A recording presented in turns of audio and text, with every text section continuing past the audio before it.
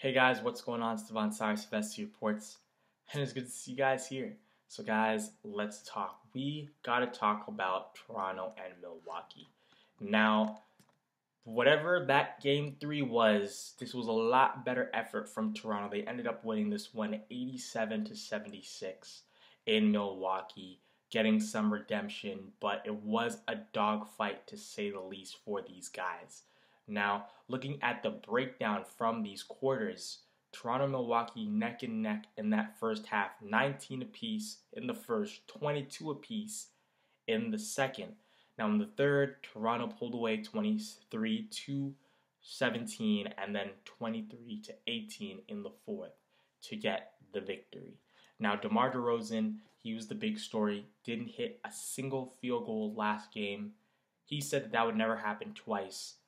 Big time performance from him. 33 points on 12 of 22 shooting, 9 of 9 from the free throw line with 9 rebounds, 5 assists, and 4 steals. So overall, all over the stat sheet, he knew that he had to come out and play big, and that's what he did, and he delivered.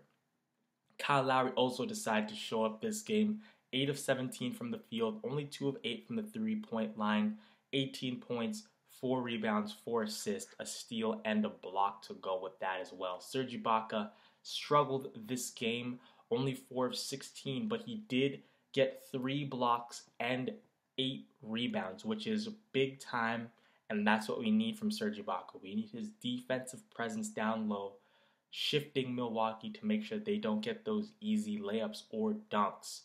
Now, Powell, who for most of this series was on the bench, finally inserted him into the lineup, almost pulling up Brad Stevens, like putting Gerald Green into the lineup. He came out and he put in 12 points for as well as 4 rebounds and 4 assists. So it worked out pretty nicely. Norman, hopefully going forward, he's going to get some more consistent minutes. Jonas Valanciunas was benched, but he did put on a good performance himself. 5 of 5 from the field, 12 points, and 5 rebounds from JV, which was huge because other than JV, nobody scored off the bench for Toronto pretty much, which is concerning, but it got the job done in this case. So also looking at Milwaukee, Giannis struggled from the field, only 6 of 19, finishing with 14 points, 9 rebounds, 2 steals, 2 blocks, and 4 assists. As usual, almost printing his name pretty much everywhere in that stat sheet, but really struggled from the field. Tony Snell was probably the best performer this game with 7 of 12 from the field with 19 points. Brogdon only went 1 of 4. Chris Middleton only went 4 of 13. So you see Toronto's defense starting to wake up, acting like they were top 10 defense, which they were this year. And also off the bench, Michael Beasley, who had a big game and really shot the ball well last game as well. Only 4 points, 2 of 9 from the field. Delly, he went 1 of 4 from the field as well. And Greg Monroe, he's had a really good series against Toronto here. 4 of 9 from the field, 6 of 10 from the free throw line, 9 rebounds, and 14 points. So, I mean, Greg Monroe has been fantastic this series for Milwaukee, really not letting them down in any of these games so far. But overall, Toronto, they were in a dogfight. They knew they had to respond. DeMar DeRozan led the way. Big time win for Toronto. I'm just looking at a few stats to see here. And the big stat here is they turned Milwaukee over 20 times. Toronto did turn the ball over 12, but that's really good to see Toronto now playing with active hands and getting those steals.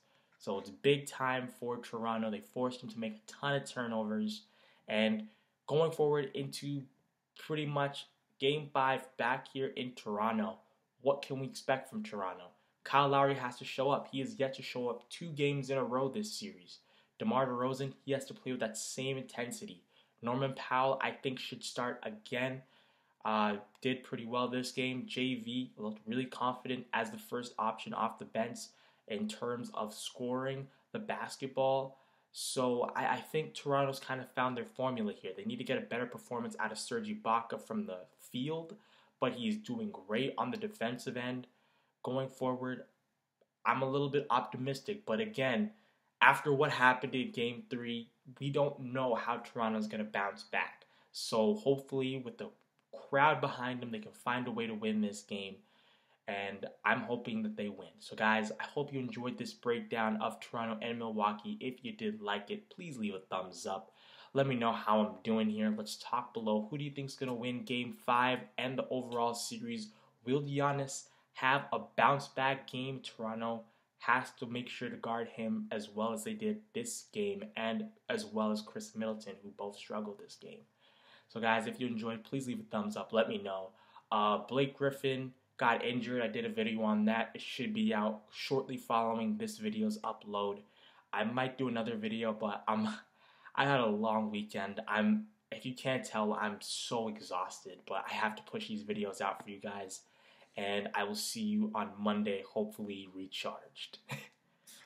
Peace, guys.